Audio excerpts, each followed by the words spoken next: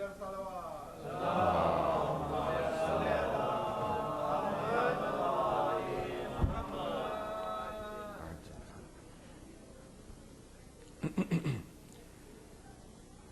باللہ من الشیطان الرجیم بسم اللہ الرحمن الرحیم الحمد للہ الذی نور قلوب العارفین بنور معرفتہ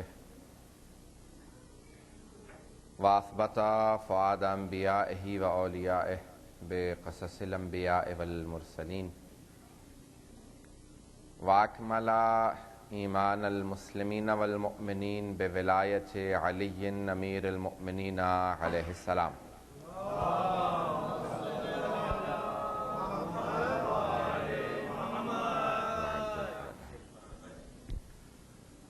والصلاة والسلام والتحیۃ والاکرام علی افضل الموجودات العبد المؤید والرسول المسدد المصطفى الامجد المحمود الاحمد اعنی ابو القاسم محمد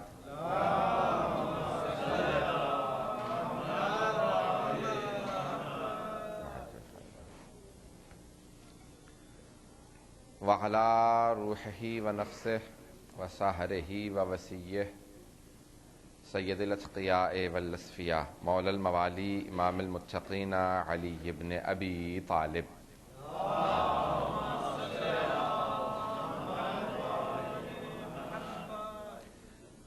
وعلى اوصیائه لا سیما بقیت اللہ فی الارضین روحی وارواح العالمین لتراب مقدمہ الفدا واللعنة الدائمة على اعدائهم اجمعین من الآن الى قیام یوم الدین اما بعد فقد قال جعفر الصادق علیہ الصلاۃ والسلام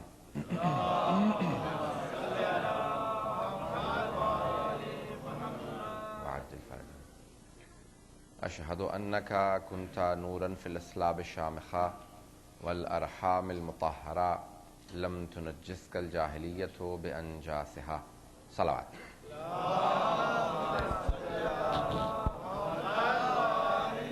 محمد وعجل فرجہم۔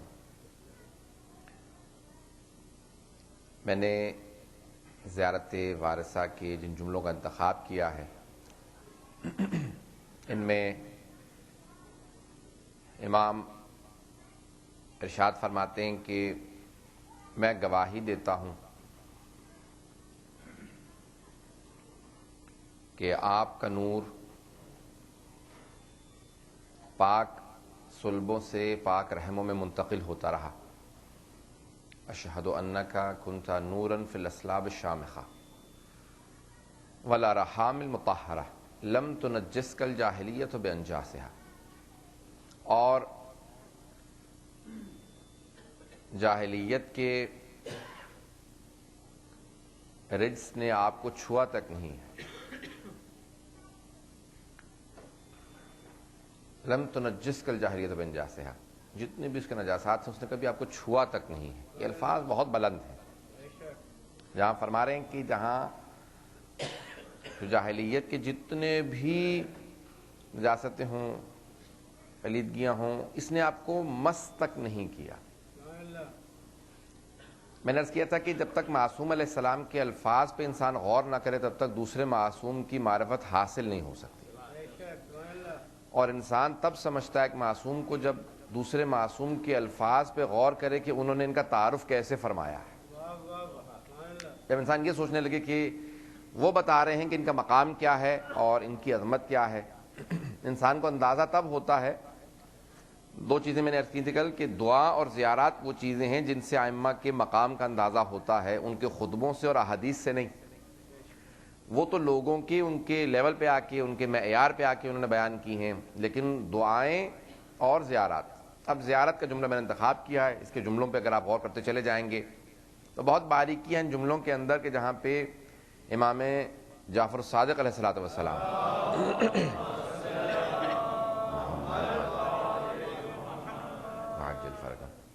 وہ آ کے تعارف فرما رہے ہیں، وہ بیان کر رہے ہیں کہ امام کا مقام کیا ہے۔ جب ایک امام کا جب تعارف کروائے گا وہی حقیقتاً تعارف ہوگا، وہی شناخت ہوگی امام کی، کیونکہ شناخت وہ ہے کہ جو ایک معصوم دوسرے معصوم کے کروائے۔ جب پیغمبر اسلام نے، ائمہ علیہ السلام نے تعارف فرمایا، رسول خدا نے اپنی آل کا تعارف کروایا ہے، امیر المومنین کا تعارف کروایا ہے، اہل بیت نے ایک دوسرے کا تعارف کروایا ہے، ہر ایک نے ایک دوسرے کا تعارف کروایا ہے، وہ تعارف کروائیں گے، وہ الفاظ حقیقتاً انسان کو سمجھائیں گے کہ ان کا مقام کیا ہے۔ مقام اور عظمت وہاں سے سمجھ میں آتی ہے، یا قرآن سے سمجھ میں آئے گی۔ قرآن کے اندر بہت سی آیات ہیں، آیات قرآنی کے اندر اگر آپ غور کریں گے تو وہاں سے انسان کو پتہ چلتا ہے کہ مقام کیا ہے۔ ذرا میں آج ان جملوں کی تشریح کے لیے آگے بڑھانا چاہتا ہوں مطلب کو۔ اگر آپ دیکھیں گے تو قرآن کے اندر بہت سے مقامات پہ تعارف کروایا جا رہا ہے۔ خدا نے سلام بھیجا ہے جناب نوح پہ، سلام علی نوح فی العالمین، نوح پہ سلام ہو، سلام علی آل یاسین، آل یاسین پہ سلام ہو، سلام علی المرسلین، مرسلین پہ سلام ہو۔ اللہ نے سلام قرآن میں بہت سے بھیجے ہیں، اور قرآن کے ساتھ سلام تو مشہور ہیں، سلام قولا من رب رحیم، جو سورہ یاسین کے اندر ہے، سلام ہی حتی مطلع الفجر۔ یہ قرآن کے اگر آپ سلاموں پہ غور کرتے چلے جائیں، سلام کہا ہے، اور سلامتی یعنی خداوند متعال کی طرف سے ہے، اس کے ناموں میں سے ایک نام سلام ہے۔ جب جناب ختمی مرتبت معراج پہ گئے اور وہاں سے واپس تشریف لائے تو آپ نے آنے کے بعد کہا کہ خدیجہ خداوند متعال نے آپ کو سلام بھیجا ہے، کہ جتنی خدمات اور زحمات جناب خدیجہ نے کی ہیں اللہ نے سلام بھیجا۔ اب سوچئے کہ سلام کیا ہے، کہ جب خداوند متعال کسی کے لیے سلام بھیجے۔ اور جناب فاطمہ الزہرا سلام اللہ علیہا، صلی علی محمد وعجل فرجہم، جب ان کو جناب ختمی مرتبت نے کہا کہ اللہ نے آپ کے لیے سلام بھیجا ہے، تو کہا کہ هو السلام ومنہ السلام والیہ یرد السلام، وہی سلام ہے، سلام اسی کی طرف سے ہے، اسی پہ پلٹ جاتا ہے۔ جو الفاظ ہیں اس سے اندازہ ہوتا ہے کہ سلام کی اہمیت کیا ہے۔ سلامتی لا تأذنوا لأحد حتى يسلم، تب تک اجازت مت دو کسی کو آنے کی جب تک کہ سلام نہ کرے۔ سید الشہداء کی حدیث ہے، امام حسین فرماتے ہیں کہا کہ تب تک اجازت نہ دو، اذن مت دو داخل ہونے کا جب تک کوئی سلام نہ کرے۔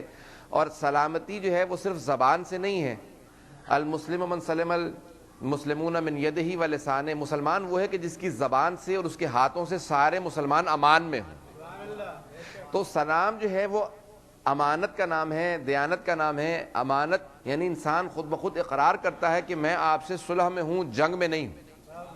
تو سب سے بڑی علامت جو ہے جب آپ آئیں گے معصوم کی بارگاہ میں تو ان کو سلام کریں گے، یعنی میں آپ کا ماننے والا ہوں۔ علامت ایمان اور علامت ماننے کی علامت، سب سے بڑی علامت ہے انسان سلام کرے آ کے ائمہ علیہ السلام کی بارگاہ میں۔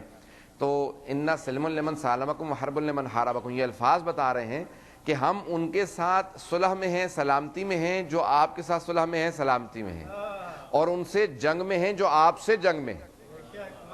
تو حرب کا، جنگ کا متضاد ہے، الٹ ہے سلام۔ توجہ ہے سارے مجمع کی میرے ساتھ؟ حرب یعنی جنگ کا الٹ سلام ہے، یعنی انسان اگر کسی سے جنگ میں ہو تو اس کو سلام نہیں کرے گا، جس سے صلح میں ہو، جس سے خیر میں ہو، جس سے اچھائی میں ہو، جس کے خیر خواہوں میں ہو، ان کو ضرور سلام کرے گا۔ قرآن کے اندر کئی مقامات پہ سلام آیا ہے، جنت کے لیے بھی بتایا ہے کہ وَتَحِيَّتُهُمْ فِيهَا سلام، جنت کے اندر داخل ہونے والوں کا تحیہ، ان کا آپس میں جو گریٹنگز ہوں گی، ان کا ملنا جلنا ایک دوسرے سے سلام کے ذریعے ہوگا۔ بڑے قرآن کے اندر الفاظ ہیں۔ جب امام کی بارگاہ میں جائیں گے جب تک کہ اجازت نہ لے لیں، سلام نہ کر لیں، اندر جانے کی اجازت نہیں ہے۔ یہ میں کیونکہ جانتا ہوں کہ کافی لوگ تاخیر سے پہنچیں گے، اس لیے میں نے تمہیداً چند باتیں آپ کو پیش کرنا چاہ رہا ہوں۔ حضرت معصومین کی بارگاہ میں جانے سے پہلے چند جو آداب ہیں زیارت کے، ان میں سے پہلا ادب یہ ہے کہ انسان پہلے اذن دخول لے گا، اجازت لے گا کہ میں اندر آ سکتا ہوں۔ خدا کی بارگاہ میں بھی جب جائیں تو خانہ کعبہ میں داخل ہونے کے لیے اذن دخول ضروری ہے، اور وہ رسول خدا سے ہے۔ جہاں خدا کی بارگاہ میں رہے ہیں، اذن دخول رسول خدا سے لے رہے ہیں، یعنی جب تک رسالت قبول نہیں ہے توحید قبول نہیں ہے۔ اللہم صلی علی محمد وعلی۔ یہ تمام عقائد جو ہیں وہ انٹرلنکڈ ہیں، آپس میں جڑے ہوئے ہیں، متصل ہیں۔ یہ نہیں ہو سکتا ہے کہ انسان کہے میں توحید کو مانتا ہوں، نبوت کو نہیں مانتا، نبوت کو مانتا ہوں، امامت کو نہیں مانتا۔ حضرت ایک عقیدے کا منکر سارے عقائد کا منکر ہوتا چلا جاتا ہے، ایک امام کا منکر سارے ائمہ کا منکر ہوتا چلا جاتا ہے. معصوم نے فرمایا جس نے ہم میں سے کسی 12 میں سے ایک کا انکار کیا اس نے سب کا انکار کر دیا. ایک کے انکار سے سب کا انکار ہو جاتا ہے. اس لیے جب جائیں گے تو زیارات کے اندر الفاظ ہیں کہ پہلے سلام پڑھیں گے, اس میں دخول لیں گے, آپ کی اجازت ہے میں آ سکتا ہوں. ہمارا عقیدہ یہ ہے, مکتب تشیع کا جعفری فقہ میں ہمارا عقیدہ یہ ہے کہ جب تک کہ معصوم آپ کو نہ بلائیں تب تک انسان زیارت پہ بھی نہیں جا سکتا, اور جب وہ بلا لیتے ہیں تو جانے کے بعد بھی اس نے دخول لینا پڑتا کہ آپ نے بلا لیا ہے, میں آ گیا ہوں, حالت وہی ہے, کیفیت وہی ہے, اگر آپ اجازت دیں تو اندر داخل ہوں. اور پھر اس کے بعد جو جملے پڑھتے ہیں آپ اس میں دخول کے اندر, خصوصاً آپ جب جائیں گے امام علی بن موسیٰ رضا علیہ الصلوۃ والسلام کے,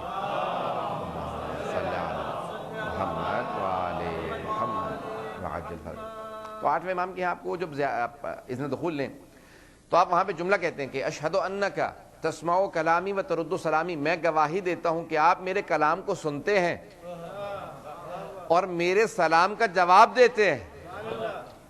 کبھی آپ نے سلام کا جواب زیارت پہ سنا ہے؟ لیکن آپ گواہی دیتے ہیں. کہ میں گواہی دیتا ہوں کہ آپ میرے کلام کو سنتے ہیں, میرے سلام کا جواب دیتے ہیں. یہ میرے گناہ ہیں جن کی وجہ سے نہ مجھے آپ نظر آتے ہیں نہ جواب سنائی دیتا ہے. انسان تصور تو کرے کہ کیا کہہ رہا ہے امام کی بارگاہ میں. میں گواہی دیتا ہوں. حضرات یہاں پہ بھی جو جملہ میں نے انتخاب کیا ہے اس میں الفاظ ہیں کہ اشہد انک کنت نورا فی الاسلام الشامخہ, میں گواہی دیتا ہوں کہ آپ کا نور پاک سلبوں سے پاک رحموں میں منتقل ہوتا رہا. حضرت گواہی کیا چیز ہے؟ مجھے ذرا کچھ پیش کرنے الفاظ آپ کے سامنے. اشہد انک, میں گواہی دیتا ہوں. گواہی کہاں دی جاتی ہے؟ جب تک کہ انسان کسی چیز کا شاہد نہ ہو تب تک گواہی نہیں دے سکتا. شاہد یعنی وٹنس نہ ہو. شہادت شہود سے ہے, مشاہدے سے ہے. نہیں توجہ, مجھے تھوڑی وضاحت کرنی پڑے گی. حضرت جب تک کہ آپ نے کسی چیز کا مشاہدہ نہ کیا ہو اس چیز کی گواہی نہیں دے سکتے. آپ عدالت میں جائیں, ایک آدمی کہے آپ سے, جج پوچھ لے اس آدمی سے متعلق کیا نظریہ ہے, آپ کہیں ہاں میں گواہی دیتا ہوں یہ مجرم ہے. وہ پوچھے بھئی آپ نے جرم ہوتے دیکھا ہے, اسے جرم کرتے دیکھا؟ کہ نہیں جرم کرتے نہیں دیکھا, گواہی دینے آیا ہوں. تو آیا عدالت میں قبول ہوگی آپ کی گواہی؟ کہ جب جرم دیکھا ہی نہیں ہے تو گواہی کیسی؟ اگر آپ نے وٹنس نہیں کیا تو پھر وٹنس دینے کیسے آئے ہو؟ جب تک کہ انسان نے وٹنس نہ کیا ہو, کسی چیز کا مشاہدہ نہ کیا ہو, شہود کی منزل نہ ہو تو گواہی کیسی؟ نہیں توجہ حضرات کی. جب انسان کوئی چیز دیکھ نہیں رہا تو گواہی نہیں دے سکتا. اب میں یہاں پہ زیارت میں جملے پڑھ رہا ہوں, بلکہ نماز کے تشہد میں, اذان میں, ہر جگہ کہتا ہوں اشہد ان لا الہ الا اللہ, میں گواہی دیتا ہوں کوئی معبود نہیں سوائے اللہ کے, کوئی لائق پرستش نہیں سوائے اللہ کے, اشہد ان محمد رسول اللہ. اب میرا سوال ہے آپ سے, کیا آپ نے اللہ کو دیکھا ہے؟ نہیں دیکھا. اگر کوئی یہ کہے وہیں سے فوراً کافر مشرک ہو جائے گا. اس نے کہا کہ اس نے جسم و جسمانیت کے قائل ہو گیا ہے, دیکھ کے آیا ہوا خدا کو. دوسرے آیا کیا آپ نے توحید کو دیکھا ہے؟ توحید دکھنے والی چیز نہیں ہے, خدا دکھنے والی چیز نہیں. اچھا تو کیا آپ نے وحدانیت کو دیکھا ہے؟ نہیں. واحد کو دیکھا ہے, رسول خدا کو دیکھا ہے, رسالت کو دیکھا ہے, نبوت کو دیکھا ہے, عبدیت کو دیکھا ہے, تو گواہیاں کس چیز کی ہیں؟ سارے مجمع کی توجہ چاہوں گا اپنے ساتھ. حضرت اشہد ان لا الہ الا اللہ وحدہ لا شریک لہ, میں گواہی دیتا ہوں کہ کوئی معبود نہیں سوائے اللہ کے. میں نے خدا کو نہیں دیکھا, آثار کو دیکھ کے بتا رہا ہوں کوئی معبود نہیں سوائے خدا کے.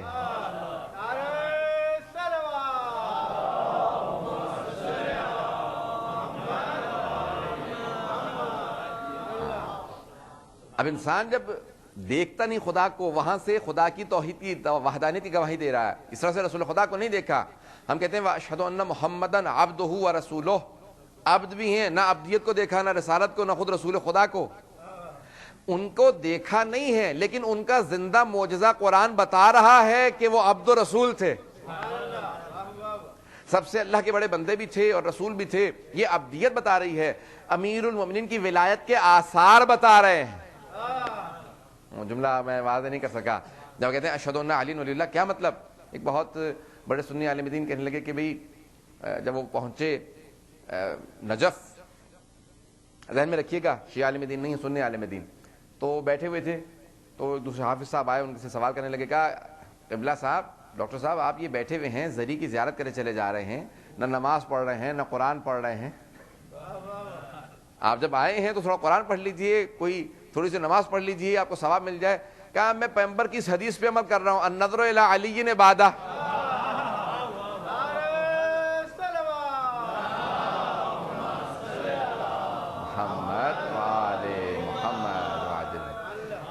امیر المومنین کو دیکھنا بھی عبادت ہے. تو کہا کہ بہت سوچنے لگا, کہا کہ سننے, میں نے کہا ذہن میں یہ جملہ رکھیں کہ اہل سنت کے عالم دین ہے. کہا بہت دیر سے یہ سوچ رہا ہوں بیٹھ کے یہاں پہ دیکھتا ہوا زری کو کہ آخرت میں فیصلہ تو بہت دور ہے, خدا نے دنیا میں فیصلہ کر دیا, صفین کا فیصلہ دنیا میں ہو گیا. کہا ابھی شام گیا ہوا تھا وہاں سے ہو کے آیا ہوں, اب نجف آیا ہوں. کہا آخرت تو بہت دور ہے, دنیا میں فیصلہ ہو چکا. آپ نے غور فرمایا حضرات, کہ دمشق گیا تھا باب صغیر میں کسی اور کی قبر دیکھ کے آیا, وہاں پہ جو حال دیکھ لیا, پھر یہاں پہ آیا ہوں. ہیبت و جلال بتا رہا ہے, علی علی ہے.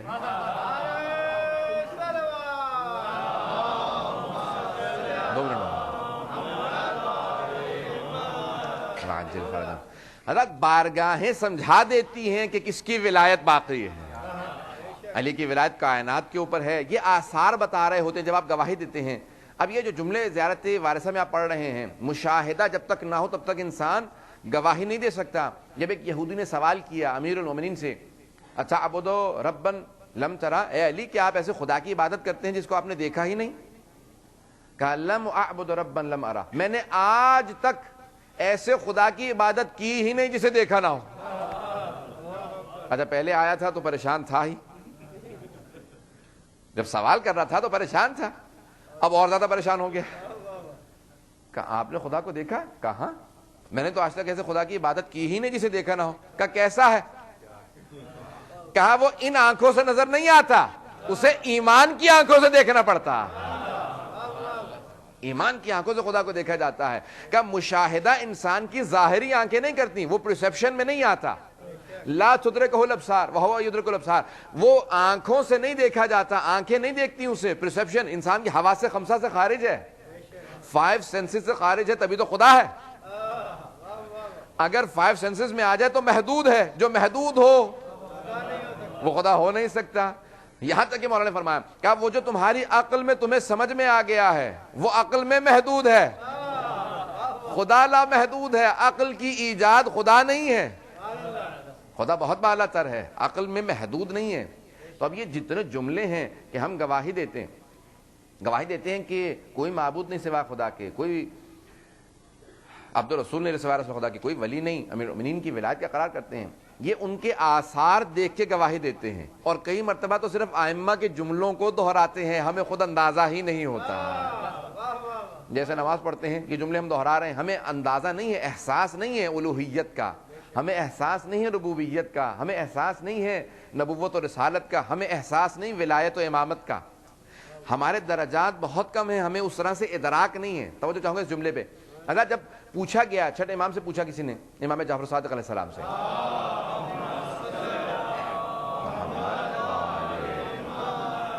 وعجل فرجهم, کہ مولا آپ کیوں گناہ نہیں کرتے یا کیوں گناہ نہیں کر سکتے؟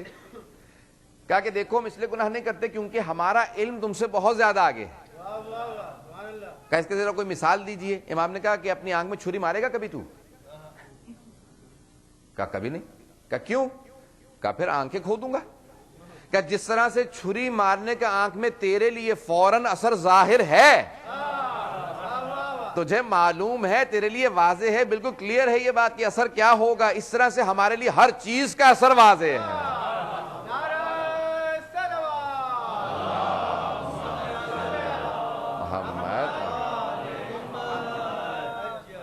اگر تھوڑا زحمت کریں گے, اگر تھوڑا سا لوگ اٹھ کے اس طرف اگر آگے آ جائے تو بعد والوں کو زحمت نہیں ہوگی. صلاۃ پر محمد والے محمد پہ تھوڑا سا آگے تشریف جائیں گے.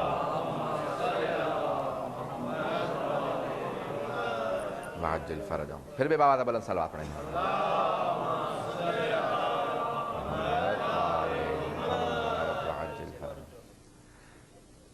تو حضرات آثار بتاتے ہیں کہ کوئی ہے. امیر المومنین سے, ائمہ سے مجھے پوچھا گیا کہ بتائیے آثار کیا ہیں. کہا کہ دیکھو, جب دیکھو گے کہ یہاں پہ اونٹ کے قدموں کے آثار ہیں تو اونٹ گزر کے گیا ہے, اور گھوڑوں کے پاؤں کے نشان نظر آئیں گے تو گھوڑا گزرا ہے. کہ کائنات پوری کی پوری اتنی منظم ہے اتنی نظم و انضباط کے ساتھ چل رہی ہے، اتنی آرگنائز ہے، اتنی سسٹمیٹک ہے. ایک چیز کو اگر تھوڑا سا آگے پیچھے کر دیا جائے تو ہر چیز ٹکرانے لگے گی. یہ ایک ذرہ، زمین جو ہے ایک ذرے کے برابر ہے. یہ کائنات، اس کی اتنے پلینٹس ابھی تو اور زیادہ دریافت ہو چکے ہیں کہ اور پلینٹس بھی ہیں. 9 پلینٹس ہی نہیں ہے، 9 نہیں ہے، زیادہ ہے. ایک سورج پہ ایک ہمارا نظام شمسی. اس کائنات کے اندر بلینز، اربوں کھربوں نظام شمسی ہیں اس کہکشاں کے اندر، اور گیلیکسی جو ہے ہماری، اور ملکی وے میں بلینز آف گیلیکسیز ہیں. ہر چیز ایک باقاعدہ دائرے میں جا رہی ہے، ہر چیز حرکت میں ہے، کوئی بھی چیز رکی ہوئی نہیں ہے. نہ چاند، نہ زمین، نہ سورج، ستارے، ہر چیز حرکت میں ہے. تو کسی عارف نے کہا تھا کہ یہ تمام چیزیں عشق خدا میں دیوانی ہو چکی ہیں، اس لیے خدا کہیں محدود ہے نہیں، اسی لیے ہر جگہ طواف کرتی چلی جا رہی ہے. تو کہا ہر چیز حرکت میں ہے، یہ بتا رہی ہے، آثار بتا رہے ہیں کہ کوئی بنانے والا ایسا خالق ہے کہ جو تمام کی تمام عقل و ادراک ہر چیز کو اس طرح سے رکھتا ہے جیسا ایک کمال ہونا چاہیے. یہ آثار بتا رہے ہیں. تو حضرات، یہ جو زیارت وارثہ کا جملہ ہے، جب آپ گواہی دے رہے ہیں، اب گواہی انسان تب دیتا ہے جب انسان نے مشاہدہ کیا ہو، شہود کی منزل پہ فائز ہو. اشہد انک کنت نورا فی الاسلاب شامخا، میں گواہی دیتا ہوں کہ آپ کا نور پاک صلبوں سے پاک رحموں میں منتقل ہوتا رہا. اب یہ آثار، یہ اب الفاظ سمجھ میں آئے کہ کتنے بلند الفاظ ہیں. ہم صرف ان کو تبرکن ادا کر رہے ہیں، ہمیں ادراک نہیں ہے. جس امام نے بتائے ہیں انہیں ادراک ہے، وہ دیکھ رہے تھے کتنے پاک ہیں. یہ چھٹے امام کو اندازہ تھا کہ کتنی پاک ہستیاں ہیں. یہ جو میں نے پوری آپ کے لیے تمہید باندھی تاکہ آپ کو سمجھ میں آ سکے کہ جب امام فرما رہے ہیں، یہ میں نہیں کہہ رہا، ہم تو صرف جملے دہرا رہے ہیں. امام کے جملوں کو دہرانے کا ثواب مل رہا. واللہ جملے تو جس امام نے کہے تھے، انہوں نے کہا میں گواہی دیتا ہوں، وہ گواہی دے سکتے تھے. جملہ کہنے کا انہیں حق تھا کیونکہ وہ واقعاً مشاہدہ کر رہے تھے، وہ اس شہود کی منزل پہ تھے، شہادت دے سکتے تھے کہ میں گواہی دیتا ہوں، میں شہادت دیتا ہوں، میں مشاہدہ کر رہا ہوں. اشہد انک کنت نورا فی الاسلاب الشامخہ والارحام المطہرہ، میں گواہی دیتا ہوں، میں شہادت دیتا ہوں کہ پاک صلبوں سے پاک رحموں میں منتقل ہوتا رہا آپ کا نور. وہ گواہی دے سکتے تھے، ہم صرف جملے دہرا رہے ہیں. حضرت نہج البلاغہ میں امیر المومنین فرماتے ہیں کہ جہاں پہ بھی تاریخ میں حضرت آدم سے رسول خدا کا اجداد کا، یعنی امیر المومنین ائمہ اور رسول خدا کے جو اجداد ہیں ان کا شجرہ کا جہاں سے بھی 2 حصوں میں تقسیم ہوا، جو سب سے اشرف، جو سب سے افضل اجداد تھے وہ رسول خدا کے تھے. کتنے پیارے الفاظ ہیں. مولا جب لیکن حضرات اگر تعارف اگر رسول خدا کا کروانا ہے تو مولا کے کلام سے کرائیے. ہمارے ہاں جو ایک ہمارے اکثر سنی بھائی آتے کہتے ہیں بھی تم لوگ تو علی کو بڑھا دیتے رسول خدا سے. مصیبت یہ ہے کہ وہ امیر المومنین کو ہماری نگاہوں سے دیکھتے ہیں. اچھا، ہماری نگاہوں سے امیر المومنین کو دیکھ لیتے ہیں، پھر رسول خدا کو اپنی نگاہوں سے دیکھتے ہیں. کہتے ہیں جیسا یہ امیر المومنین کے بتا رہے ہیں ویسے تو خود رسول بھی نہیں ہے. جب دیکھنا ہے تو دونوں کو ہماری نگاہوں سے دیکھ.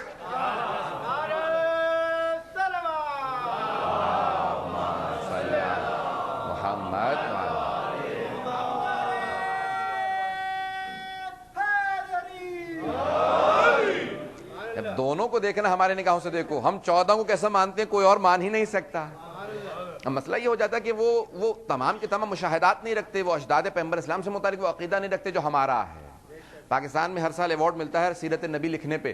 میں کہوں گا کاش کوئی نہج البلاغہ سے سیرت نبی مرتب کرے کہ نہج البلاغہ میں مولا نے کیا تعارف کروایا.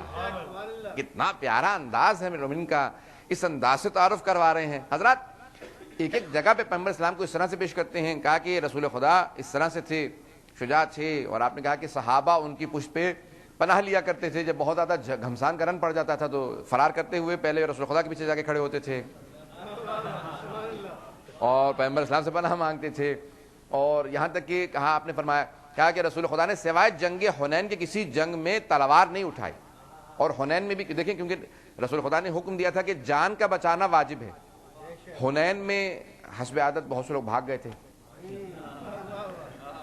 جب بھاگے تو پیغمبر اسلام اب 11 افراد ہیں، جان بچانا واجب تھا. دونوں طرف سے پہاڑیاں تھی، حملہ ہو رہا تھا. تو پیغمبر اسلام نے وہاں صرف اور صرف مجبوراً پہلی جنگ تھی جہاں تلوار اٹھائی اور دفاع کیا، کیونکہ دفاع کرنا واجب ہے، وإلا جان چلی جاتی. تو آپ نے بہت جنگ کی. مومنین پوری کی پوری وادی کو کور کر رہے تھے. جب پہاڑیوں سے حملہ ہوتا تھا تو رسول خدا دفاع کرتے تھے اور جنگ کرتے تھے, صرف واحد جنگ حنین میں. تو کسی نے مولا سے سوال کیا, کہا کہ یا علی رسول خدا نے تلوار کیوں نہیں اٹھائی؟ کہا تو نے قرآن نہیں پڑھا؟ کہا قرآن میں رسول خدا کی تلوار کا ذکر ہی نہیں ہے. کہا ہے, وما ارسلناک الا رحمۃ للعالمین.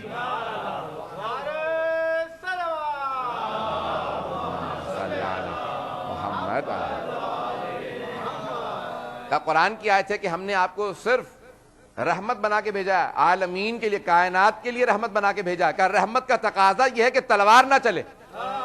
تو کہا پھر آپ نے تلوار کیوں چلائی؟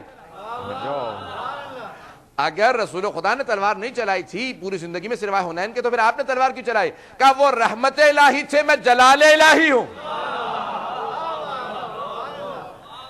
کہا رحمت کا تقاضا اور ہے, جلال کا تقاضا اور ہے.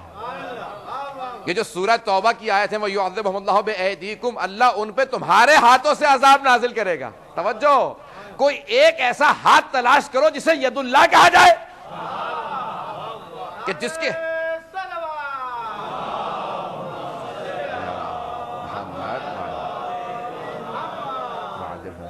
جس کے ہاتھ پہ خداوند متعال کہے کہ ہاں اس کے ہاتھوں سے میں عذاب نازل کرتا ہوں, اس کے ہاتھوں سے رزق نازل کرتا ہوں, اس کے ہاتھوں سے سخاوت خدا آتی ہے.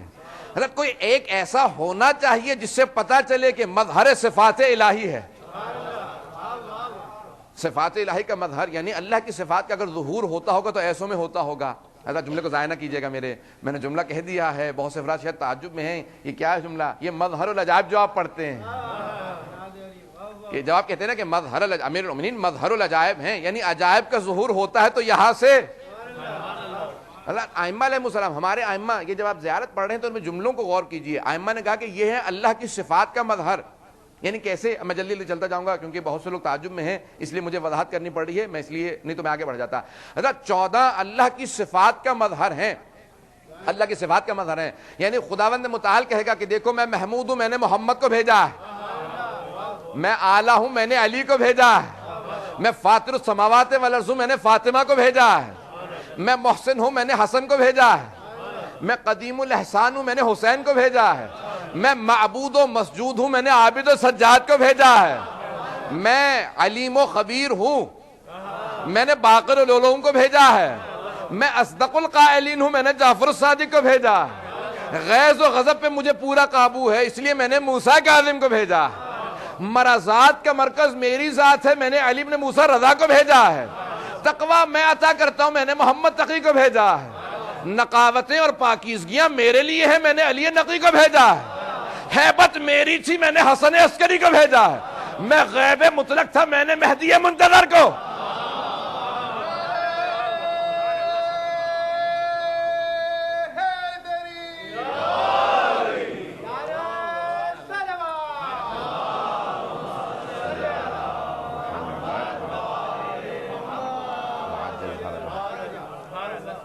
صفات الہیہ کا مظہر دیکھنا, ظہور دیکھنا تو یہاں پہ نظر آئے گا کہ اگر خدا کی صفات کو مانو گے, خود بخود دیکھو گے اس نے اپنی صفات کہاں بھیجی ہیں کہ پتہ چلے کہ اگر مخلوق ایسی ہے خالق کیسا ہوگا. ہم قربان ہو جائیں ان کے خدا پہ. حضرت جب 5ویں امام سے پوچھا گیا کہ مولا یہ علم کیا چیز ہے, علم غیب کیا چیز ہے, کہا اسم اعظم, اللہ نے اپنے ہر نبی کو کم از کم ایک اسم اعظم دیا ہے. کل 73 اسماء اعظم ہیں, 73 اسماء اسم اعظم کل 73 ہیں مولا نے فرمایا, اور کئی مقامات پہ ہے. یہ اصول کافی میں روایت ہے اور کئی ائمہ سے ہے.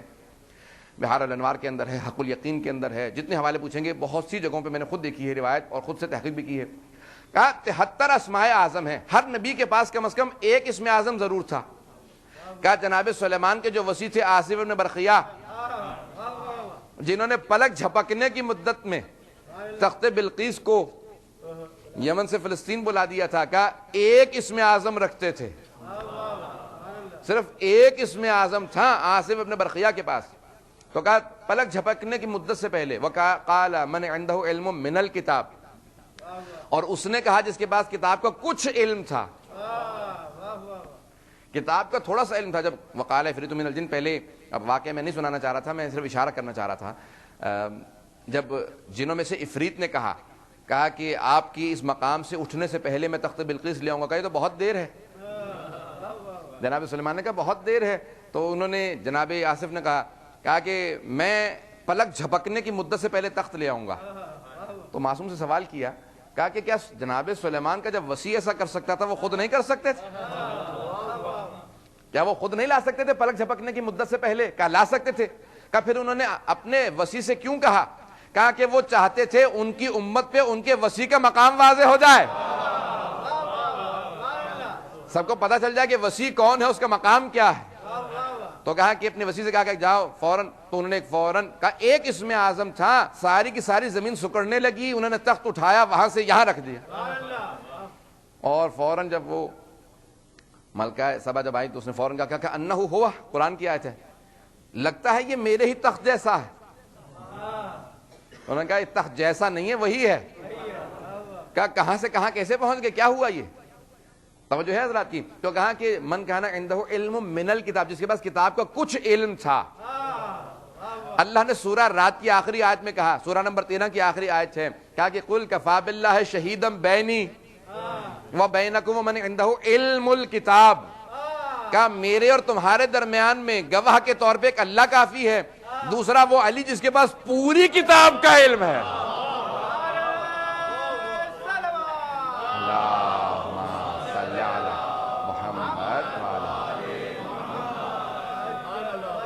کہ جس کے پاس کتاب کا کچھ علم تھا وہ تو پلک جھپکنے کی مدت سے پہلے تخت بلقیس کو لے آیا, اور کہ جس کے پاس پوری کتاب کا علم ہے اس کے معجزات پہ کیوں شک کرتے ہو؟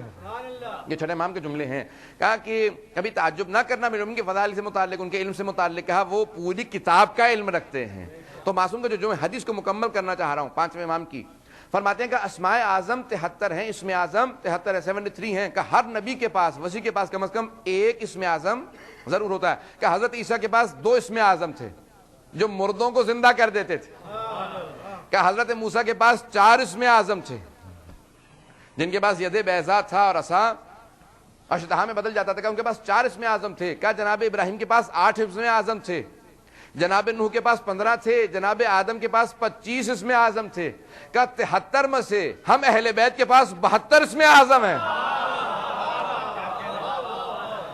کہا 73 میں سے 72 اسم اعظم ہمارے پاس ہیں. کہا سارے کے سارے اسماء اعظم, کہا وہ جو ایک اللہ نے ہمیں نہیں دیا وہ اس نے فرق رکھا ہے کہ ہم مخلوق ہیں, وہ خالق.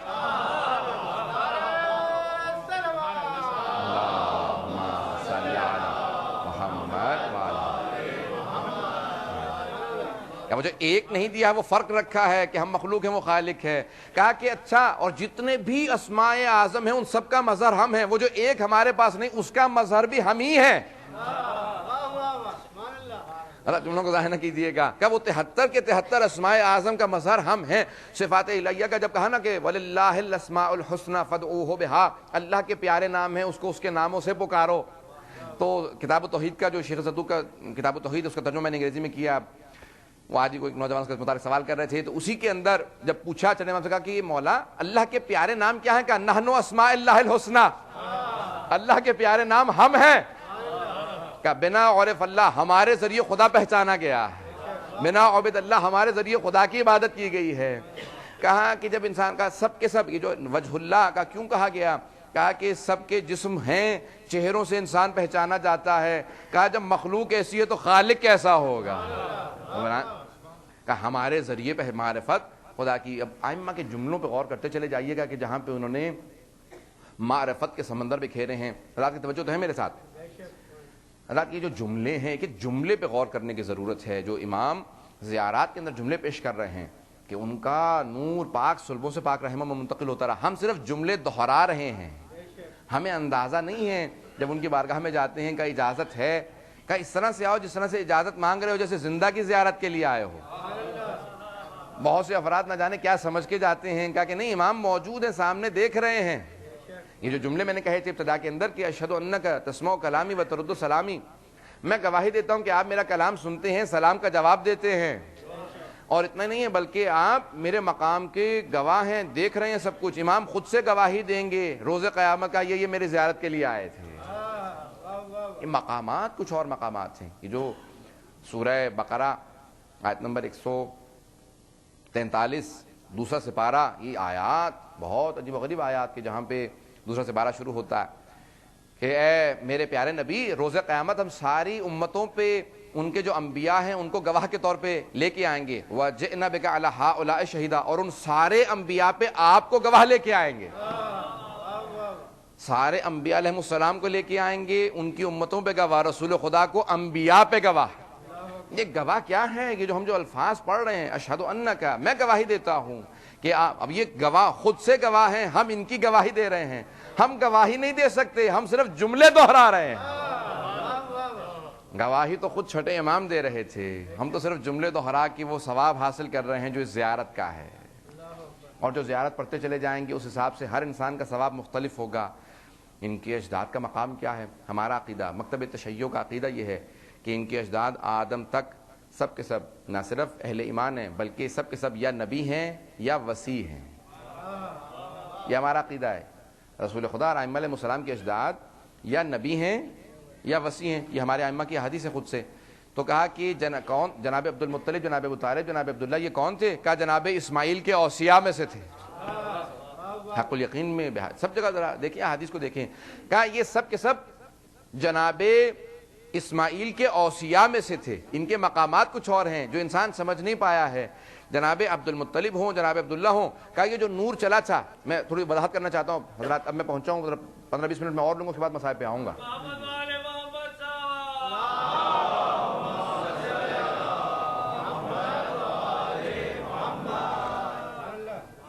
اشہد انک کنت نورا فی الاصلاب الشام قبل الارحام المطہرہ، ہم گواہی دیتے ہیں کہ آپ کا نور پاک صلبوں سے پاک رحموں میں منتقل ہوتا رہا۔ یہ کیا گواہی ہے؟ پاک صلبوں سے پاک رحموں میں منتقل ہوتا رہا۔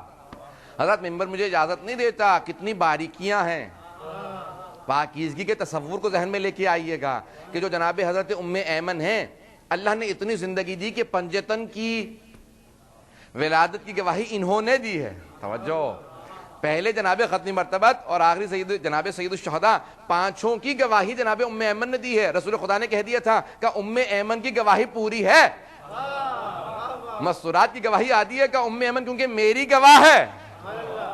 جب یہ گواہی دیں گی، جب بی بی نے بھی فدق کے اندر مطالبہ پیش کیا تو وہاں پہ جناب ام ایمن کو گواہ کے طور پہ پیش کیا، اور جب کسی نے اعتراض کیا کہ تم تو خاتون ہو، خواتین کی گواہی آدھی ہے، کہ تو نے رسول خدا کو کہتے نہیں سنا کہ پیغمبر نے میری طرف اشارہ کر کے کہا تھا کہ ام ایمن کی گواہی پوری ہے۔ اب اتنی بوڑھی خاتون تھی، اللہ نے زندگی دی، توجہ چاہوں گا حضرات، اتنی زندگی دی کہ وہاں سے جناب آمنہ کی گواہی دی۔ کہا یہ ولادت عام ولادت نہیں تھی، کہ پاک و پاکیزہ ولادت تھی۔ میں نے کہا نا ممبر کے احترام کے اندر اسے میں صرف اشارہ کرتے ہوئے آگے بڑھنا، پہنچ جائے گا، نہیں پہنچے تو میں ذمہ دار نہیں۔ کہا کہ پاک و پاکیزہ امیر المومنین کی خانہ کعبہ میں ہے، جناب سیدہ کی ولادت ہے، امام حسن و امام حسین، کہ وہی ولادت جو پہلے کی تھی وہی پانچویں کی تھی، کہ بے انتہا پاک و پاکیزہ۔ اب جناب سیدہ نے کہا کہ فدق کی گواہ بھی آپ ہے، جناب سیدہ نے انتخاب کیا، خدا نے زندگی لکھ دی، کہا کہ سیدہ کی گواہی یہی دیں گی۔ آئیں جب تو وہیں پہ کہا کہ میں ہوں، میں گواہی دیتی ہوں کہ رسول خدا نے فدق دیا تھا۔ حضرات یہ کتنی کیا کیا جملے ہیں جو چھٹے امام ادا کر رہے ہیں کہ میں گواہی دیتا ہوں کہ پاک صلبوں سے پاک رحموں میں منتقل ہوتا رہا۔ یہ اسلاب تھے، صلب تھے۔ کہا کہ جب وہ نور چلا جناب آدم سے تو کہا کہ ہم 14 کا نور نہیں تھا، 13 کا تھا۔ گھبرا کے نہ سنیے گا حضرات، میرے جملے کو ضائع نہ کیجیے گا، میں بڑی زحمت اور بڑی محنت کر کے یہ جملہ پیش کر رہا ہوں آپ کے سامنے، بڑی کوشش کر کے میں نے جملہ مطالب نکالے۔ کہا کہ وہ جو انوار چلے تھے جناب آدم سے، جو پاک صلبوں سے پاک رحموں میں منتقل ہوتے رہے، وہ 14 کے نہیں تھے، وہ 13 کے تھے۔ 13 کا نور تھا، وہ وہاں سے چلا۔ کہا کہ ایک مرتبہ جناب عبد المطلب سے 2 حصوں میں نور تقسیم ہو گیا۔ نور نبوت جناب عبداللہ کے صلب میں چلا گیا، نور امامت جناب ابو طالب کے صلب میں آ گیا۔ کہا نور نبوت رسول خدا کا تھا، امامت 12 اماموں کا تھا۔ کہا ایک نور ایسا تھا اسے لانے کے لیے رسول خدا کو معراج پہ جانا پڑا۔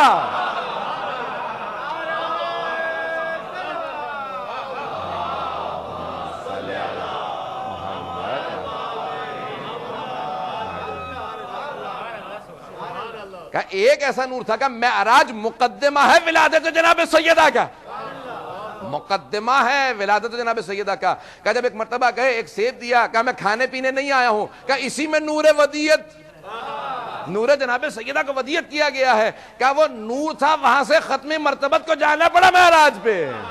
اب سوچو جناب سیدہ کا مقام کیا، کہ پاک صلبوں سے پاک رحموں میں منتقل ہوتا رہا۔ کہا یہ اتنی باریکیاں ہیں، کہا یہاں تک کہ جو سب سے پاکیزہ، سب سے باتقویٰ، جو سب سے زہد میں، تقوی میں، مقام میں زیادہ تھی بیویاں، اللہ نے ان کا انتخاب کیا ائمہ کی ماں بننے کے لیے۔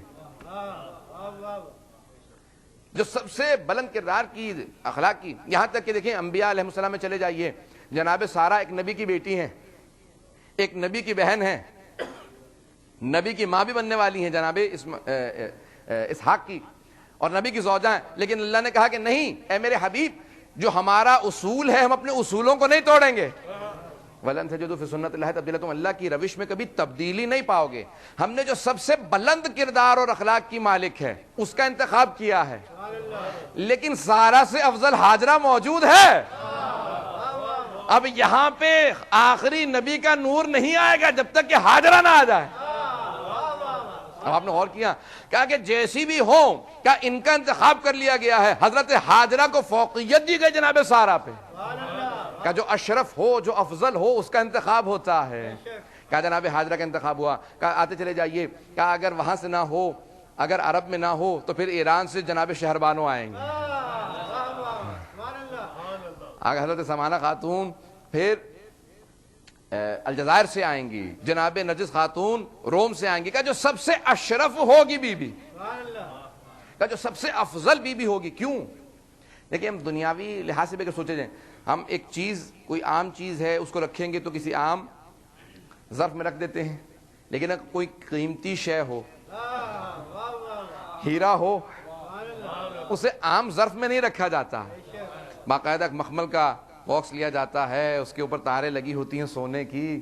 کہا یہاں پہ ہیرا رکھنا ہے، اس لیے جو باکس ہے، جو ظرف ہے، اس کو بھی بڑا قیمتی ہونا چاہیے۔ کہا تمہیں کیا معلوم یہ میرے امام کتنے پاک ہیں، جو سب سے پاک ہستیاں ہوگی ان کا انتخاب ہوگا۔ یہ ہے پاک صلبوں سے پاک رحموں میں منتقل ہونا۔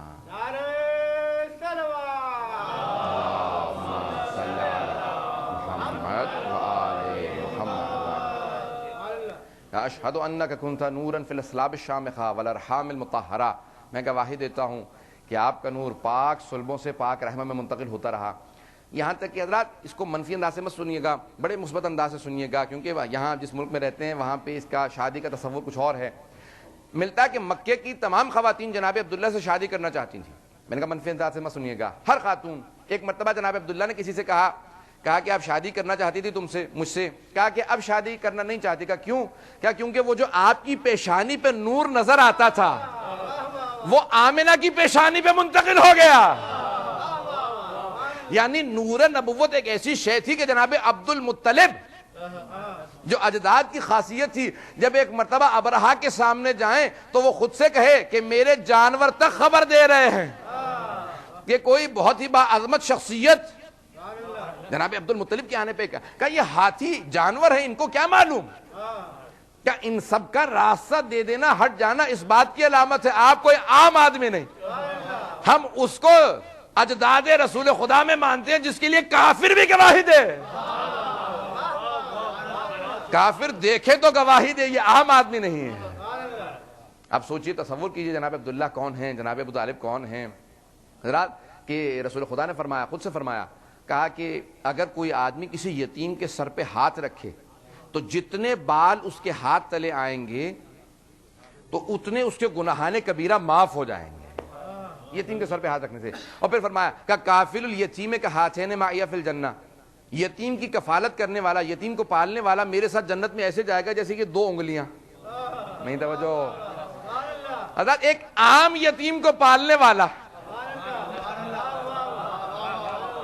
ایک عام یتیم کو پالنے والا، بہت سے لوگ پہنچ گئے، بہت سے انگلی پکڑا کے پہنچانا پڑے گا، عام یتیم کو پالنے والا رسول خدا کے ساتھ جنت میں ایسے جائے جیسے 2 انگلیاں، اور جس نے کائنات کے سب سے عظیم یتیم کو پالا ہو، جس نے یتیم عبداللہ کو پالا ہو، اس ابو طالب سے متعلق کیا نظر ہے؟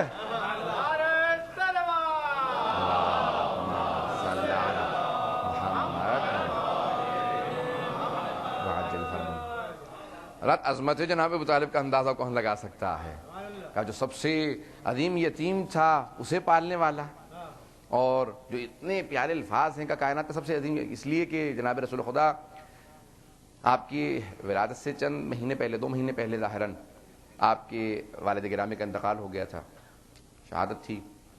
حضرات یہ پاک سلبوں سے پاک رحم منتقل ہونا یہ ہے کہ کوئی بھی جناب ابو طالب کو دیکھتا تھا تو خود سے گواہی دیتا تھا، محسوس ہوتا یہ کسی معصوم کا باپ ہے جو 12 اماموں کا باپ ہو۔ ان کی پیشان سید بطحا، پورے مکے کی وادی کے سردار جناب ابو طالب۔ اب انسان تصور کرے کہ کون ہیں جناب ابو طالب، اتنے پاک و پاکیزہ، اتنی بلند ہستی ہوں کہ جن کے لیے مکے کے لوگ گواہی دیتے ہوں۔ اب یہاں تک کہ امیر المومنین نے جب خندق میں تعارف کروایا، کہا کہ تم کون سے علی ہو، جب عمر ابن عبد ود نے، مشہور معروف جنگ ہے، سب سے جو بڑی جنگ ہے وہ خندق کی جنگ ہے۔ ہر جنگ میں مولا نے 1 ضربت میں یا 2 یا 3 ضربتوں میں بڑے سے بڑے کو فنار کر دیا، جہنم میں واصل کر دیا۔ خندق کی جنگ ہے جس کے لیے برادران نے لکھا کہ بہت طولانی جنگ تھی، صبح سے شروع ہوئی اور نصف النہار تک، آدھے دن تک چلتی رہی، کئی گھنٹے جنگ ہوئی ہے۔ بھائیوں نے لکھا، پہنچ گئے حضرات، تو ان کا کافی دیر تک جنگ ہوتی رہی، صحابہ چاروں طرف سے دائرہ بنا بیٹھے تھے۔ کیوں؟ رسول خدا نے کہہ دیا تھا، کہا تھا کہ جو بھی مجھے میرے بھائی کی فتح کی خبر دے گا اس کو جنت کی بشارت دوں گا۔ انہوں نے کہا لڑنے سے جنت نہیں ملتی تو چلے فتح کی خبر دے کے جنت مل جائے۔ اب سارے کے سارے صحابہ کا بہت سستے داموں مل رہی ہے، علی کی فتح یقینی تھی تو کہ اتنی آسانی سے مل جائے گی۔ اب جب رسول خدا نے بھی کب بھیجا تھا امیر المومنین کو، جب اس نے گستاخی کی تھی، ایک جملہ کہا تھا صرف اشارتاً، اگر رسول خدا نے نہ کہا ہوتا میں نہ کہتا، نوجوانوں کے لیے صرف بس کر رہا ہوں، بزرگ تو سیکھے سکھلائے بیٹھے ہیں۔ تو اس وقت رسول خدا نے کہا تھا کون اس کتے کی زبان کو بند کرے گا؟ پیغمبر کبھی گالی نہیں دیتے تھے، امام کبھی گالی نہیں دیتے۔ توجہ چاہوں گا حضرات، سید الشہداء نے بہت سے پہنچ گئے، مجھے اشارہ کرنا ہے۔ سید الشہداء نے ایک جملہ کہا تھا، مصاحب کہہ لے کہ میں صرف اشارہ کرتے ہوئے آگے بڑھ رہا ہوں۔ حضرات سید الشہداء نے بھی کہا تھا کہ میں نے خواب میں دیکھا ہے کہ میدان کربلا کے اندر مجھ پہ کتوں نے حملہ کر دیا ہے، اور اس کتے کی علامت یہ ہے کہ جس نے میرے، یعنی علامت بتا رہے ہیں، کہا کہ نبی اور امام کے دشمن کی علامت کیا؟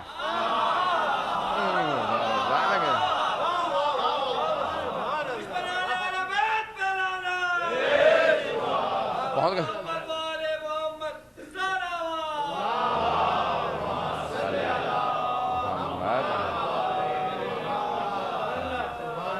یہ بتا رہے تھے کہ کیا ہے اس کو، وہ کون ہے، یہ نہیں، گالی نہیں تھی، بتا رہے تھے کہ امامت کے دشمن کی، نبوت امامت کا دشمن کیا ہوتا ہے۔ پیغمبر اسلام نے کہا کہ یا علی آپ جائیے، خیمے میں لے کے گئے، پورا امیر المومنین کو اپنی ابا قبا دی، سب کچھ لباس دیا، جوتے نالن تبدیل کیے، باہر نکلے، کہا امامہ یا علی اپنا امامہ مجھے دیجئے، میرا امامہ آپ لیجئے۔ میں کہوں گا یا رسول خدا، جہاں ابا قبا تبدیل کی ہے، نالین مبارک تبدیل کیے ہیں، وہیں امامہ تبدیل کر لیتے۔ کہیں گے نادان، میرے بعد ابا قبا کا جھگڑا نہیں ہوگا۔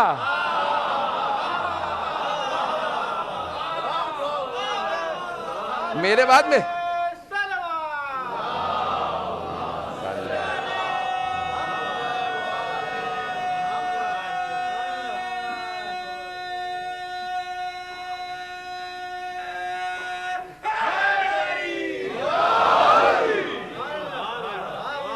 میرے بعد میرے امامے کا جھگڑا ہوگا، اسی کا فیصلہ کر رہا ہوں، سب کے سامنے فیصلہ سنا رہا ہوں کہ امامے کا حقدار کون ہے۔ تو فوراً کہا کہ یہ علی میرے سے امامہ بدل لیجئے۔ اس کے بعد روایت کے الفاظ ہیں کہ جب امیر المومنین چلنا شروع ہوئے تو رسول خدا پیچھے چلتے رہے، ہاتھوں کو بلند کر کے دعا کی، کہا پروردگارا بدر میں تو نے عبیدہ کو لے لیا، احد میں حمزہ کو لے لیا، بس اب میرے پاس علی بچا ہے، اس کو مجھ سے مت لینا۔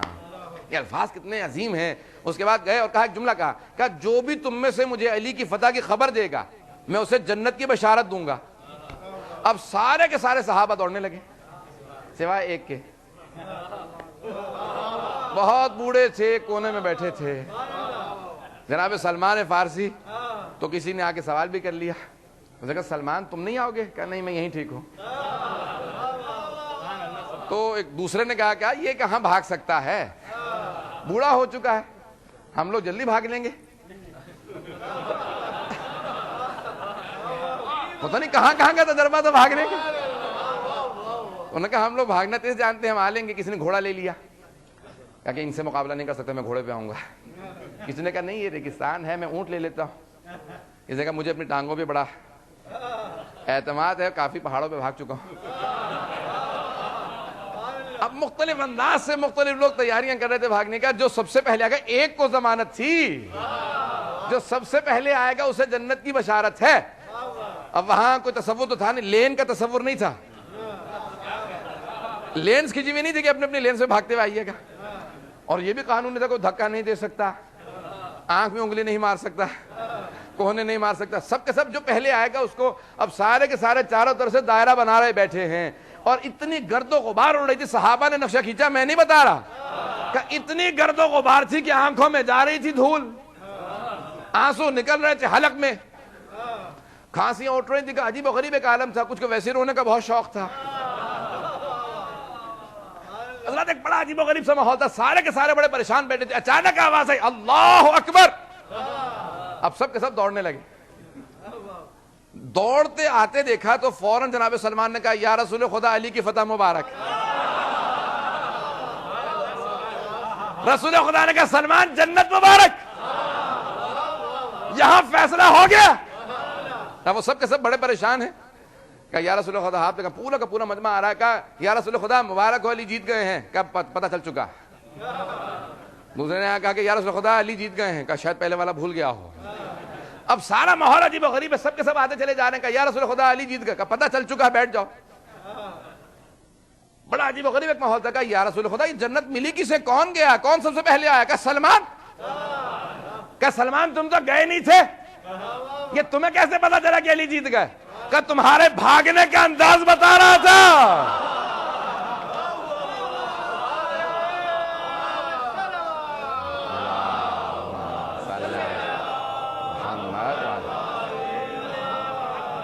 کہ فرار کرنے والوں کی دوڑ اور ہوتی ہے، خوشخبری لانے والوں کی دوڑ اور ہوتی ہے. کہ میں نے تمہارے دوڑنے کے انداز سے اندازہ لگا لیا تھا کہ بھاگ جس طرح سے رہے ہیں یہ فتح کی کوئی نہ کوئی خبر لا رہے ہیں. کہا یا رسول خدا، ویسے بھی یقین تھا کہ غالب اللہ کل غالب تھے. حضرات اس وقت پیغمبر نے ایک جملہ کہا جس کی وجہ سے میں نے یہ اندازہ کیجیے گا کہ زیارت کے الفاظ کیا ہیں. اس وقت رسول خدا نے کہا تھا کہ ضربت علی من یوم الخندق افضل من عبادت ثقلین. علی کی ایک ضربت ثقلین کی عبادت سے افضل ہے. کون سی؟ میری توجہ کی حضرات نے 70 ضربتوں کی رد و بدل ہوئی ہے.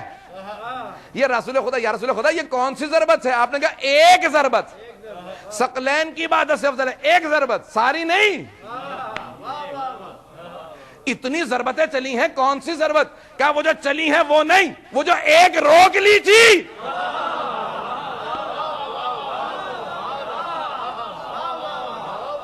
وہ جو ایک ضربت روک لی تھی وہ ثقلین کی عبادت سے افضل ہے.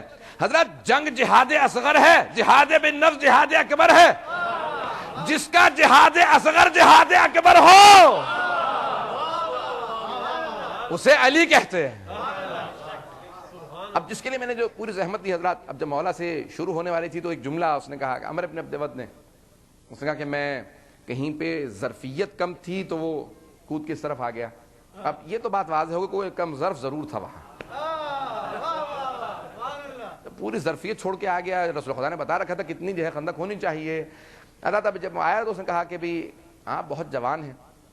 امیر المومنین کا یہاں پہ جملہ کہتا چلو نوجوانوں کے لیے کہ جسم و جسمانیت کے لحاظ سے کو دیکھنے کے بعد یہ نہیں کہہ سکتا کہ بہت بڑا کوئی پہلوان ہوگا. کمال یہی ہے کہ دیکھنے میں بالکل ایک بلڈ جو تھی مولا کی، کوئی ایسا نہیں تھا کہ بہت موٹے دادے بہت لمبے چوڑے ہوں. ایک نارمل بلڈ تھی. جب ایک مرتبہ جنگ کرتے تھے لوگ کہتے تھے یہی وہی ہے. یہ بھی تھوڑی سی دیر پہلے جو وجود ہم دیکھ رہے تھے کہ محسوس ہو رہا کہ چہرے سے عصمت ٹپک رہی ہے اور کوئی تصور نہیں کر سکتا. لیکن وہ جب ہاتھ چلتا تھا تو جب تک کاٹ نہ دے پورا جسم رکتے نہیں تھے. آپ نے فوراً کہا کہ میں ابو طالب کا بیٹا لوں گا. کون سا ابو طالب؟ وہ جو سید بطحا تھا، مکے کا سردار. کہا ہاں میں انہی کا بیٹا ہوں. کہا میں ابو طالب کے بیٹے کو قتل نہیں کرنا چاہتا. یعنی وہ اتنا بھروسہ رکھتا تھا کہ میں قتل کر سکتا ہوں. حضرات اس جملے کے لیے میں نے آپ کو زحمت دی ہے. برادران کا پورا زور اس پہ رکھا کہ نہیں وہ حضرت ابو طالب کو جانتا تھا، اس کا مطلب ہے بوڑھا تھا. تو بوڑھا رہا ہوگا، بہت پرانے زمانے کا تھا. اگر علی نے قتل کر دیا تو کیا میں یہاں پہ سوال جس کے لیے میں نے زحمت دی ہے، حضرات بوڑھا تھا، بیمار بھی رہا ہوگا، ٹانگیں ٹیڑھی ہوں گی، ہاتھوں میں کمزور، راشا ہوگا، نظر کچھ ناتا نہیں ہوگا، سب کچھ ہوگا، لیکن یہ بات ماننی پڑے گی کوئی بزرگ جا نہیں سکا. تھا ایسا کہ کوئی اور جانے پہ تیار نہیں تھا. ایک مرتبہ پیغمبر اسلام نے جب بھیجا تو کہا بس ایک ضربت چلی اور مولا جب سر واپس لے کے آئے. جب کسی نے پوچھا تھا نا کہ مولا آپ میدان جنگ میں کہاں پائے جائیں گے، کہا جہاں چھوڑ کے جاؤ گے وہیں پاؤ گے. جب جناب محمد حنفیہ نے بیٹے نے سوال کیا کہ بابا میدان جنگ میں کہاں پاؤں گا آپ کو، کہا بیٹا جہاں چھوڑ کے جاؤ گے وہیں پاؤ گے. نہ میں دشمن کے پیچھے جاتا ہوں نہ دشمن سے پیچھے، جہاں ہوتا ہوں زمین پہ گڑ جاتا ہوں.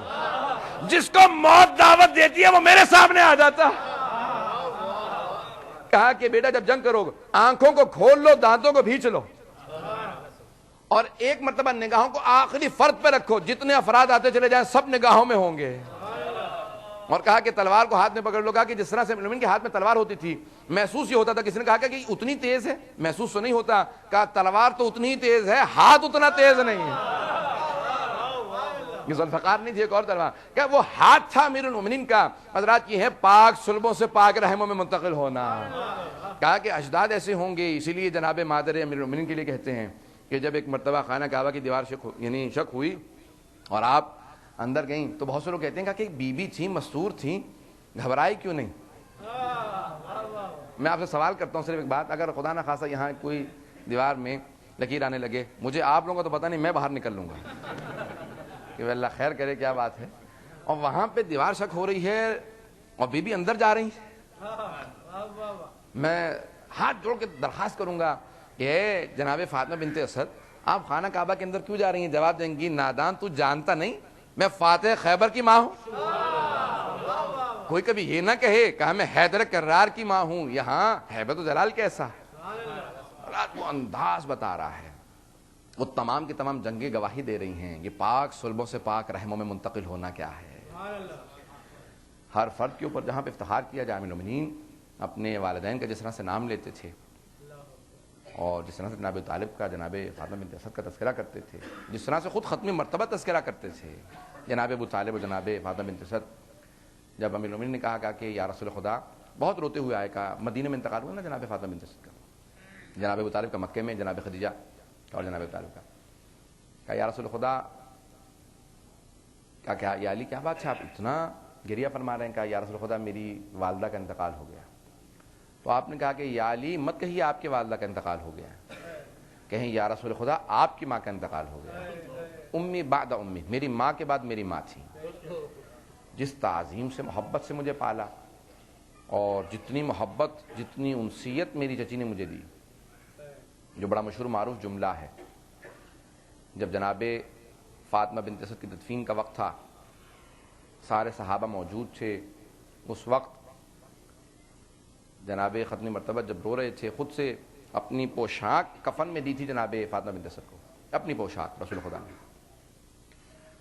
اور خود سے قبر میں اترے تھے قبر میں اتارنے کے لیے. یہ بہت بڑی بات ہے کہ جب جناب ختمی مرتبہ اس طرح سے اہتمام کرے، اتنا بہت زیادہ اہتمام کرنے کے بعد آئیں، ننگے پیر ننگے سر تشریف لائے، خود پہلے قبر میں اترے، اور قبر میں اترنے کے بعد پوری چاروں طرف ہاتھ پھیرا رحمت للعالمین نے اور کہا قبر اگر میری چچی کو تھوڑی سی بھی اذیت ہوئی تو میں حساب مانگوں گا.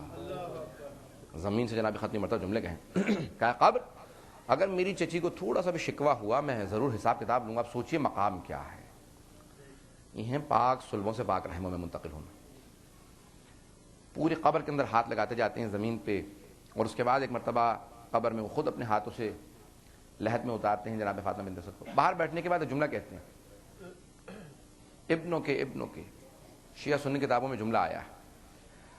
صحابہ نے کہا یا رسول خدا کیا فرما رہے ہیں؟ کہا کہ ملائکہ نے میری چچی سے سوال کیا کہ آپ کا رب کون ہے، تو آپ نے فوراً کہا اللہ ربی، اور کہا کہ آپ کا نبی کون ہے، تو کہا محمد نبی جی، میری طرف اشارہ کیا. پھر پوچھا کہ ومن اماموں کے، تو انہوں نے میری طرف دیکھا تو میں نے فوراً کہا ابنوں کے، آپ کا بیٹا آپ کا امام ہے، آپ ہی کا بیٹا. یہ ہے پاک صلبوں سے پاک رحموں میں منتقل. اتنی پاکیزہ ہستیاں ہیں جو اپنے ماں باپ اجداد سب کے لیے حجت ہیں. ان کا مقام، ان کی عظمت، یہ تعارف کروانا مقصود تھا، وإلا ملائکہ ان کے خادم ہیں. ائمہ کی کوئی ضروریات نہیں ہیں، دنیا میں آئے ہیں تو ہمارے لیے آئے ہیں۔ حضرات ان کے ملائکہ خادم ہیں، وہ آئے بھی ہیں تو اس طرح سے سوال نہیں جیسے ہمارے ساتھ ہوتا ہے، ان کی خدمت میں آتے ہیں، قبر کے لیے باقاعدہ کشادہ کرتے ہیں، اہتمامات کرتے ہیں۔ ہمارے ائمہ علیہ السلام نے خود سے فرمایا ہے کہ جنت ایک ان کے لیے یعنی قبر ان کے لیے جنت کے باغوں میں سے ایک باغ بن جاتی ہے۔ حضرات یہ جو ایام چل رہے ہیں سفر کے ایام، یکم سفر کو ورود ہے جناب زینب کبریٰ کا شام میں۔ میں کل دیکھ رہا تھا کہ بہت سے لوگوں سے مصائب برداشت نہیں ہو رہے تھے، میں بھی اور پڑھنا چاہ رہا تھا جب میں نے دیکھا کہ جناب زینب کبریٰ کے مصائب بہت سخت مصائب ہیں، اور میں پڑھوں گا، آج پورے مصائب پڑھنا چاہ رہا ہوں، اگر میں دیکھوں گا لوگ برداشت کر سکے تو میں پورے مصائب پیش کروں گا۔ بڑے بڑے بزرگ علماء فقہاء نے کہا ہے کہ جب بھی امام زمانہ سے ملاقات ہوگا، مولا آپ کے شیعوں کے لیے کوئی پیغام ہے؟ مولا نے کہا میرے شیعوں سے ایک پیغام دے دینا، جب بھی میرے ظہور کی دعا مانگیں تو میری پھپھی زینب کی چادر کا واسطہ دیں، خدا اس واسطے کو کبھی رد نہیں کرتا۔ میں جملہ کہہ گیا ہوں، اب میری پھپھی کیسے پیش کروں گا؟ آپ تو ابتدا میں برداشت نہیں کر پا رہے، میں دیکھ رہا ہوں بہت سے لوگ تو جس بے تابی سے گریہ کر رہے ہیں۔ کہا جب بھی دعا مانگو نا میری پھپھی کی چادر کا واسطہ دینا، خدا میری پھپھی کا واسطہ رد نہیں کرتا۔ ہاتھ جوڑ کے، ماں بہنوں کی مجھے آواز آ رہی ہے، میں ہاتھ جوڑ کے جملہ پیش کروں گا، میرے جملے کو سن لیجئے گا۔ الفاظ معصوم فرماتے ہیں کہ امام زمانہ کو دو باتوں کا بڑا صدمہ ہے، دو باتوں کا بڑا صدمہ ہے۔ ایک اپنی دادی کے دربار میں جانے کا،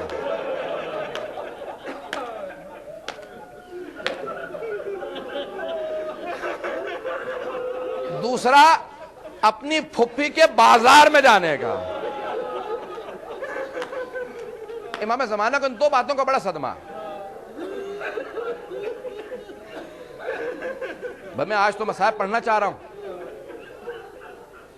اگر برداشت کر سکیں میں آپ کے سامنے پیش کروں گا۔ جناب زینب کبریٰ کی عظمت بہت زیادہ ہے حضرات۔ ایک ہی تو مصائب ہے جس کے لیے امام زمانہ کہتے رہے، امام سجاد کہتے رہے کہ میں سب کچھ بھلا سکتا ہوں، شام نہیں بھلا سکتا۔ جب پوچھا مولا کیوں اتنا روتے ہیں، کہا الشام الشام الشام، مجھے شام بہت رلاتی ہے۔ کیا تھا شام میں پیش کروں گا، ہاتھ جوڑ کے پیش کروں گا، بس بھی آرام سے چلیے گا، میں بڑا مصائب طولانی پڑھنے کی تھا موڈ میں، جس طرح سے آپ لوگ رو رہے ہیں میں نہیں پڑھ پاؤں گا۔ حضرات جناب زینب کبریٰ وہ بی بی ہے کہ جب شام میں وارد ہونے لگی گا بیٹا سید سجاد کیا بات ہے، ہمیں روکا کیوں ہوا ہے یہاں؟ کیا پھپھی اماں شام کے دربار کو سجایا جا رہا ہے، بازار کو سجایا جا رہا ہے، استقبال کے لیے سجایا جا رہا ہے، استقبال کی تیاریاں ہو رہی ہیں۔ میں ہاتھ جوڑ کے جملے پیش کرتا ہوں حضرات، میں جب دیکھیے گا عزاداروں ہاتھ جوڑ کے جملے پیش کروں گا، برداشت نہ کر سکیں، بس اتنا بتا دوں جب تیاریاں ہو رہی تھی تو پھول نہیں لائے جا رہے تھے،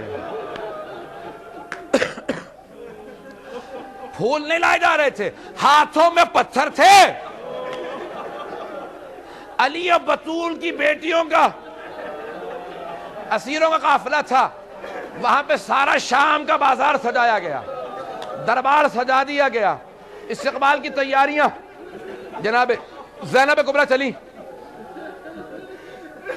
میں نے خود چل کے دیکھا ہے کہ یہ جو روایت میں الفاظ ہیں تاریخ میں، جہاں بازار ختم ہوتا ہے وہاں سے جہاں دربار شروع ہوتا ہے 70 قدم کا فاصلہ ہے، 70 قدم کا فاصلہ ہے۔ کہا یہ 9 گھنٹے میں طے کیا۔ کہا کیوں؟ کہا مجمع عام تھا، ہاتھوں میں پتھر تھے، اونٹوں پہ پتھر جاتے تھے۔ اجرکم اللہ، اجرکم اللہ۔ ماں سے بہنوں سے مجھے بہت سے سادات روک رہے ہیں، بھائی مجھے ابھی بھی لوگ روک رہے ہیں مصائب سے کہ نہیں سن سکتے، میں پیش کروں آپ کے سامنے۔ میں ماں بہنوں بیٹیوں سے کہوں گا 2 جملے مجھے سن لیں، اس کے بعد گریہ کیجئے گا۔ ہند یہودی کی بیٹی تھی جو بچپنے میں بیمار تھی، مولا کے پاس لے کے آیا کہ مولا سے شفا ہو سکتی ہے؟ مولا نے کہا ہاں، میرے بیٹے حسین کو بلاؤ۔ کہا بیٹا پانی پہ ہاتھ لگا دے، کہا اس پانی کو سر پہ ڈال دینا، شفا ہو جائے گی۔ ہند کو شفا ہو گئی، سب مسلمان ہو گئے، سارا خاندان۔ اب یہ کیسے یزید سے بھی آ کے لے گیا معاویہ، اس کی تفصیلات میں نہیں جانا۔ معاویہ بیاہ کے لے گیا یزید سے. ہند بڑا احترام کرتی تھی کہ مجھے دوسری زندگی ملی تو حسین کی وجہ سے. مولا کی بہت عاشق تھی, جناب زینب کو بہت مانتی تھی, جناب ام کلثوم سے پردہ سیکھا تھا. جیسی بیویاں دربار میں پہنچی, ہند کو کچھ لوگوں نے کہا تیرے شوہر کو باغیوں پہ فتح ہوئی ہے, باغیوں کے اسیروں کا قافلہ آنے والا ہے. کہا میں ضرور تماشا دیکھوں گی. ایک مرتبہ آئی, آ کے تخت پہ کھڑی ہو گئی, الفاظ سنتے جائیے گا بس. آگے تخت پہ کھڑی ہو گئی, سر پہ ایک چادر لے رکھی تھی, نقاب بہت باریک تھا, چہرہ نظر آ رہا تھا. دور سے جناب زینب نے دیکھا, جناب ام کلثوم سے کہا بہن پہچانا یہ سامنے کون ہے؟ جناب ام کلثوم نے کہا بی بی جب سے عباس کی شہادت ہوئی ہے میری دور کی نظر بڑی کمزور ہو گئی ہے, مجھے دور کی چیزیں نظر نہیں آتی. کہا بہن پہچان وہ ہند ہے جسے ہم نے آزاد کیا تھا. جناب ام کلثوم نے کہا بی بی جسے ہم نے پردہ سکھایا تھا وہ برقعے میں ہے, ہماری چادریں چھن گئی. بھائی میں بھی پڑھنا چاہ رہا ہوں. ایک مرتبہ چلی بیویاں آگے آئیں, جیسے ہی ہند کے سامنے بیویوں نے سر جھکا لیے, سر جھکا کے چلنے لگی کہ اب ہند کا سامنا نہیں کر سکتے. جیسے ہند کے سامنے آئی نا, ہند نے ایک سوال کیا, کہا من ای بلاد انتن, کون سے شہر کی رہنے والی ہو بی بی؟ جناب زینب نے کہا نحن من بلاد المدینہ, ہم مدینے کے رہنے والے ہیں. ایک مرتبہ ہند اتری, تخت سے زمین پہ آ گئی. سوگنا والے محمد کی روایت ہے, ہند تخت سے اتری زمین پہ آ گئی. بی بی نے سوال کیا, کیا بات ہے ہند, تخت سے اتر کے زمین پہ کیوں آ گئی؟ کہا بی بی مدینے والوں کے احترام میں مدینے والوں کا بڑا احترام کرتی ہوں اس لیے زمین پہ آ گئی. کہا بی بی اگر میں مدینے والوں کا پوچھوں بتاؤ گی؟ کہا ہاں. کس کا پوچھنا چاہتی ہے؟ کہا مدینے میں میرا مولا حسین رہتا ہے. بی بی نے اور کہا, کہا اور کس کا پوچھے گی؟ کہا میرے مولا کا ایک بڑا خوبصورت بیٹا ہے, نام علی اکبر ہے, ہم شکل پیغمبر ہے, بہت خوبصورت ہے. کہا اور کسی کا پوچھے گی؟ کہا میرے مولا کا ایک بھائی ہے, نام عباس ہے, بڑا جلال والا ہے. کہا اور کسی کا پوچھے گی؟ کہا میرے مولا کا ایک اور بیٹا ہے, نام سجاد ہے, عبادتوں کی زینت ہے. بھئی یہاں تک تو سنا. بی بی نے کہا ہند اپنے مولا کی بہنوں کا نہیں پوچھے گی؟ یہ جملہ سننا تھا. ہند نے کہا بی بی خبردار, ان کا نام نہ لینا, وہ علی کی بیٹیاں ہیں, یہ شرابی کا دربار ہے, ان کا نام نہ لینا. ان کی ماں کا جنازہ رات کو اٹھا تھا. اجرکم اللہ, اجرکم اللہ. میں نے ختم کر دیا مسامع, دیکھیے گا بس یہ جملہ سننا تھا. جناب زینب سے رہا نہ گیا. کیا ہند ایک مرتبہ چہرے سے بالوں کو ہٹایا, کہ ہند مجھے دیکھ میں زینب ہوں, یہ ام کلثوم, یہ رباب, وہ سکینہ, وہ جو قیدی سجاد ہے, وہ سر حسین کا, وہ علی اکبر. میں نے ختم کر دیا. ایک مرتبہ ہند نے برقع اتارا کہ بی بی اتنا کچھ ہو گیا, عباس کہاں تھا؟ کہ مارا گیا عباس. ہند سر سے چادر کو اتارا, مجمع عام میں آ گئی. یزید نے اپنی ابا اٹھا دی. گئے ہند دیکھتے نہیں نا محرموں کا مجمع ہے. ایک مرتبہ ابا کو پھینکا کہ جنہوں نے ہمیں پردہ سکھایا تو انہیں مجمع عام میں لے آیا. الا لعنت اللہ علی القوم الظالمین.